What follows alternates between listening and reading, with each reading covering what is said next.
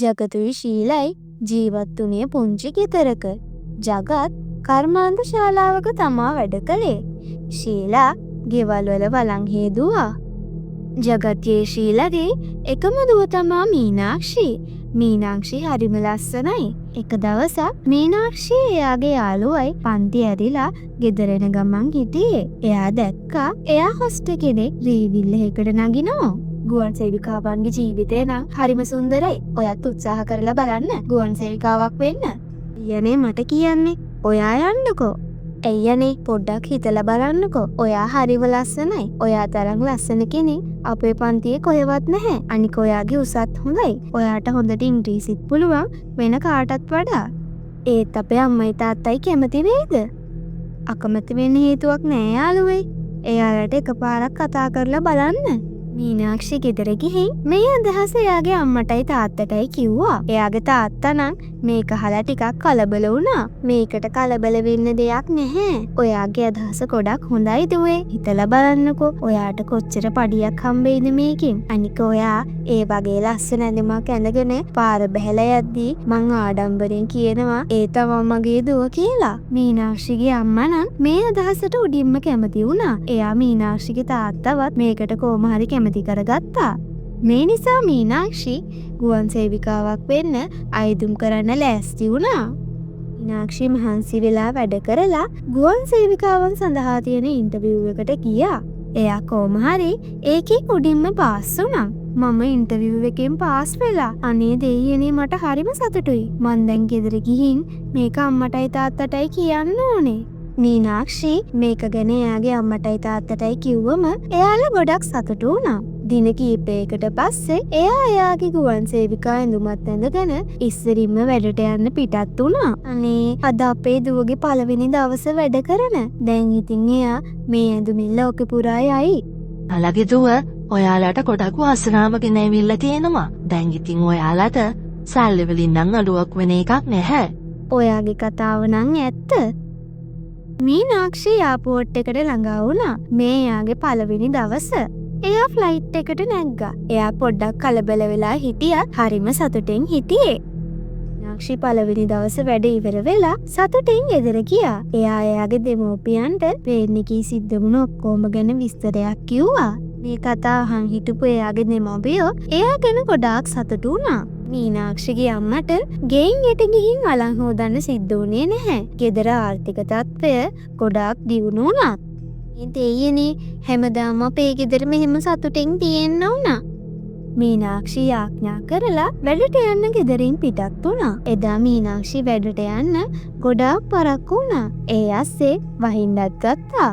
අනේ දෙයියනේ හරිම වාසනාවන්ත දවසක්ද. මම වැඩට යන්නත් පරක්කුයි. ඒ ඇස්සේ මට ත්‍රිවිල් එකක් හොයාගන්නත් නැහැ. ගොඩාක් වෙලා බලන් හිටියට පස්සේ මීනාක්ෂි දැක්කා පාරෙන් එහා පැත්තේ ත්‍රිවිල් හයර් යන කෙනෙක් ඉන්නවා. එයාව දැක්ක ගමන් මීනාක්ෂි ඉක්මනට පාර පයින්න හැදුවා. හැබැයි ලොකුම ලොකු ට්‍රක් එකක් මීනාක්ෂි දිහාවට එමිනුයි තිබ්බේ. මීනාක්ෂි ඒක දැක්කේ නැහැ. ඒ ට්‍රක් එක මීනාක්ෂිව යට කරගෙන ගියා. මීනාක්ෂිගේ ඔළුවේ ගොඩක් ලේ ගිය නිසා මීනාක්ෂි එතනම ජීවිතක්ෂයට පත් වුණා. එයා වැඩ කරන්න තිබ්බ ෆ්ලයිට් එක දැන් යන්න තමා හැදුවේ. හැබැයි මීනාක්ෂි නම් පැත්තකවත් පේන්න හිටියේ නැහැ.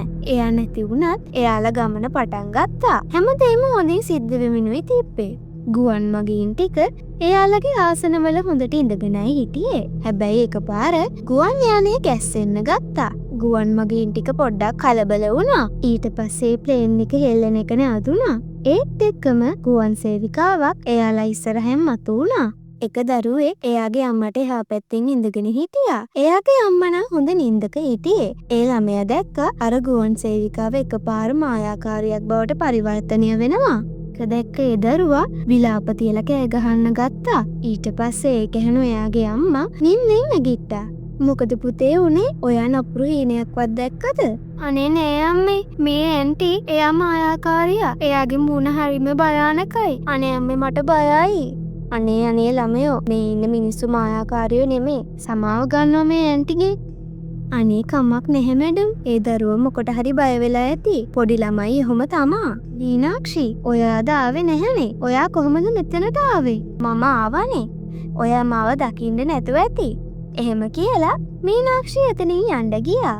හැබැයි නිදීට මතක තිබ්බා මීනාක්ෂි අද ආවේ නැහැ කියලා. එයා එන්න කලින් ගුවන් සේවිකාවන්ගේ ලිස්ට් එක චෙක් කරලායි ආවේ. එයාට හිතාගන්න බැරි වුණා මීනාක්ෂි කොහොමද මෙතනට ආවේ කියලා. නිදී මේක ගැන හිත හිතෙද්දි ආයෙ ප්ලේන් එක ගැස්සෙන්න ගත්තා. මේ මොකද මේ වෙන්නේ? මං ගිහින් පයිලට් බලලාව නම් හරි. හැමෝටම හිතාගන්න බැරි වුණා ඇයි මේ ප්ලේන් එක එකපාර හෙල්ලෙන්නේ කියලා. හැමෝම ටිකක් බය වෙලා හිටියේ. නිදී පයිලට්ලා ඉන්න තැනට ගිහින් එයාලගෙන් ඇහුවා ඇයි මේ ප්ලේන් එක හෙල්ලෙන්නේ කියලා. හැබැයි පයිලට්ලා නම් කිසිම උත්තරයක් දුන්නේ නැහැ. පයිලට්ලාගේ හැසිරීම ගැන නිදීට පොඩ්ඩක් කනගාටුවක් ඇති වුණා. නිදී තවත් ගුවන් සේවිකාවක් ළඟට ගිහින් එයාට කිව්වා එයාලගේ පයිලට් උන රන්දීර් මහත්මයාගේ හැසිරීම හරිම අමුතුයි කියලා. මේක අහලා අනිත් ගුවන් සේවිකාව ගොඩක් පුදුම වුණා. මොකද රන්දීර් මහත්මයා අද නිවාඩු අරගෙනයි හිටියේ. හිතුණු ඒ දෙන්නම ආයෙත් පයිලට්ලා දිහාවට යන ලෑස්ති වුණා. එයාලා ගිහින් බලද්දී එයාලට තේරුණා මේ ඉන්නේ රන්දීර් මහත්මයා නෙමෙයි කියලා. කවුද ඔයා? ඔයා අපේ පයිලට් මහත්මයා නෙමෙයි. ආහා එකෙක්වත් ළඟට එන්න එපා. ළඟට ආවොත් එහෙම මම මේ ළමයාව මරලා දානවා. දැන් යනවද? ගිහින් අර අයිනින් හිටගෙන ඉන්නවද? හැම ගුවන් සේවිකාවක්ම බයින් අයිනට වෙලා හිටගෙන හිටියා. ඒත් එක්කම මීනාක්ෂි එතනට ඇවිල්ලා කිව්වා අතාරිනා මේ ළමයාව. මං කිව්වේ මේ ළමයාව අතාරින්න කියලා නේද? ඒ පයිලට් අර ළමයාව අතෑරලා මීනාක්ෂිගේ බෙල්ලෙන් අල්ලගත්තා. මීනාක්ෂිගේ ඇස් දෙක රතු වෙලා එයා එකපාර මායාකාර යක්ෂණියක් බවට පරිවර්තනය වුණා. ඊට පස්සේ යක්ෂණිය අර පයිලට්ගේ කරින් අල්ලගත්තා. පයිලට් හොඳටම බය වෙලා හිටියේ. මේක දැකලා ඉන්න මගීන් ටිකත් හොඳටම බය වුණා. යක්ෂණිය කොහෙන්ද යක්ෂණියක් මේක ඇතුළට ආවේ? දැන් කියනවා බලන්න තමුන්ට දැන් මම මොකද්ද කරන්න ඕනි කියලා. මරලා දාන්නද? නැත්තම් ප්ලේන් එකකින් විසි කරලා දාන්නද? තමුන් අහිංසක මිනිස්සු ගොඩාක් මරන්න බලාගෙන ඉන්නවා. හැබැයි තමුන්ගේ වාරෙද්දී අනේ මාව මරන්න එපා, අනේ මාව මරන්න එපා ගානවා. ඒ යක්ෂණිය එකපාර පයිලට්ට පහලට තල්ලු කරා. පයිලට් ගිහින් බිමට වැටුණා.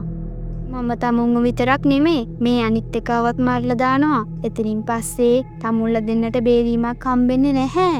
මේ යක්ෂණීගේ කතාව ඇහුවට පස්සේ අර ඉතුරු වෙලා ඉන්න පයිලටුත් හොඳටම බය වුණා. එයාගේ අත් දෙක වෙවුලන්න ගත්තා. ඒ වෙවුලන අත් වලින් එකපාර වැරදි බොත්තමක් එබුණා. ඒ නිසා ට්‍රේන් එක හරිම භයානක විදියට හෙල්ලෙන්න ගත්තා. මේකට බය වුණු මගීන් ටික හයියෙන් කෑ ගහන්න ගත්තා. ගුවන් සේවිකාව ටිකත් මේකට කලබල වුණත් එයාලා මගින්ව සංසුන් කරන්න එයාලා ඉන්න තැනට ගියා. හැමෝම කලබල නොවී ඉන්න. අපි ඔයාලව ආරක්ෂිතව ගිහින් ගොඩ බස්වන්නම්. විකාව කොච්චර කිව්වත් ඒ මගීන් ටික නම් මේක අහන්න සූදානම් වුණේ නැහැ. මේ ඇස්සේ පයිලට්ලා ඉන්න කාමරේ නම් හොඳ තත්ත්වයක් තිබ්බේ නැහැ. මේක කොහෙන් හරි දැන් නවත්තන්න වෙයි. මම මේ ඉන්න මිනිස්සු කාටවත් මැරෙන්න දෙන්නේ නැහැ. මම ඔයාලට උදව් කරන්නම්. මේ අවස්ථාව වෙද්දී ප්ලේන් එකේ බැලන්ස් එක හොඳටම නැති වෙලයි තිබ්බේ. යක්ෂණියට කරන්න දෙයක් තිබ්බේ නැහැ. ඒ නිසා එයා උදව් කරන්න තීරණය කළා. එයා ප්ලේන් එකෙන් එළියට ඇවිල්ලා එයාගේ අත් දෙකෙන් ප්ලේන් එක බැලන්ස් කරන්න හැදුවා. මට මගේ උපරිම බලය පාවිච්චි කරන්න වෙයි. මට මේ අහිංසක මිනිස්සු මැරෙනවා බලන් ඉන්න බෑ. ටික වෙලාවකට පස්සේ ප්ලේන් එකේ බැලන්ස් එක නැවත යථා තත්ත්වයටපත් වුණා. අනේ දෙයියන්ට ස්තුතිවන්ත වෙන්න ඕන. දැන් ඉතින් අපිට කිසිම කරදරයක් නැතුව ගොඩ බහින්න පුළුවන්. පස්සේ යාලා මගින්වත් මේ ගැන දැනුම් දුන්නා. අපි දැන් අනාරක්ෂිත තත්ත්වයෙන් මිදලා ඉන්නේ. ඒ නිසා අපි දැන් කොහෙට හරි ගොඩ බහින්න හදන්නේ. ඔයාලගේ සීට් බෙල්ට් ටික හොඳට තද කරගන්න. එයාලා ආරක්ෂිත තැනකට ගොඩ බැස්සා. ගුවන් සේවිකාව ටික ගුවන් යානයේ දොරවල් ඇරලා පරිස්සමෙන් මගින්ට බහින්න ඉඩ දුන්නා. හැමෝම අර යක්ෂණිය එනකම් බලාගෙන හිටියා. හැබැයි එයා නම් පේන මානක හිටියේ නැහැ. ඒත් එක්කම ඒ යක්ෂණිය අර පයිලට්ලා දෙන්නගේ කොලර් එකෙන් අල්ලන් ඒ දෙන්න උස්සගෙන මේ ජනතාව ඉන්න දිහාවට එනවා දැක්කා. අද ඔයාලා නිසා මේ අහිංසක මිනිස්සුන්ගේ ජීවිත අන්තරේ වැටුණා. ඇයි ඔයාලා මෙහෙම දෙයක් කළේ? මං ඉතින් දැන් ඔය දෙන්නව අතාරින්නේ නැහැ. පයිලට්ලා දෙන්නම ඒ යක්ෂණිය ඉස්සරහා දන ගහගෙන පැඳගෙන එයාලගේ ජීවිතේ බේරන්න කියලා යක්ෂණියකින් ඉල්ලුවා. ඔයාලා කොහොමද මෙහෙම කරන්නේ? මේ ඉන්න හැම මගියෙක්ම අපේ වගකීම. ඔයා මීනාක්ෂි නේද? ඔයා කොහොමද මෙහෙම යක්ෂණියක් උනේ? ඕ මම මීනාක්ෂි තමා. මං අද උදේ ගෙදරින් එද්දි ඇක්සිඩන්ට් එකක් නිසා මැරුණා. ඒත් මං තේරුම් ගත්තේ නැහැ මම මැරිලා ඉන්නේ කියලා. මම සුපුරුදු විදියට බැලට ආවා. හැබැයි මේ ඉන්න පුංචි දරුවා මට මායාකාරියක් කියලා කතා කරද්දි මට හරිම අමුත්තක් දැනුණා. ඊට පස්සේ මට සිද්ධ වුණ ඔක්කොම දේවල් ටික මතක් වුණා. මේක ඇහුණට පස්සේ එයාගේ යාළු ගුවන් සේවිකාව දෙන්න හරිම කම්පණයටත් දුකටත් පත් වුණා. එයාලා හරිම කනගාටු වුණා මීනාක්ෂිගේ මරණය ගැන. ඔයා මරණයෙන් පස්සෙත් ඔයාගේ වගකීම අමතක කරේ නැහැ. ඔය දෙන්නා මේ පොඩි ගෑනු ළමයගෙන් එහෙම දෙයක් ඉගෙන ගත්ත එක හොඳයි. මෙතනින් පස්සේ ඔයාලා වගකීමක් ඇතුව වැඩ කරන්න. පයිරට්ලා දෙන්න එයාලගේ වැරද්ද පිළි අරගෙන හැමෝගෙන්ම සමාව ගත්තා. එයාලා හැමෝම පරිස්සමින් ආයේ එයාපෝට් එකට ගිහින් දැම්මා. එදායින් පස්සේ මීනාක්ෂි එයාපෝට් එකේ මිනිස්සුන්ට උදව් කරන හොඳ යක්ෂණියක් බවට පරිවර්තනය වුණා.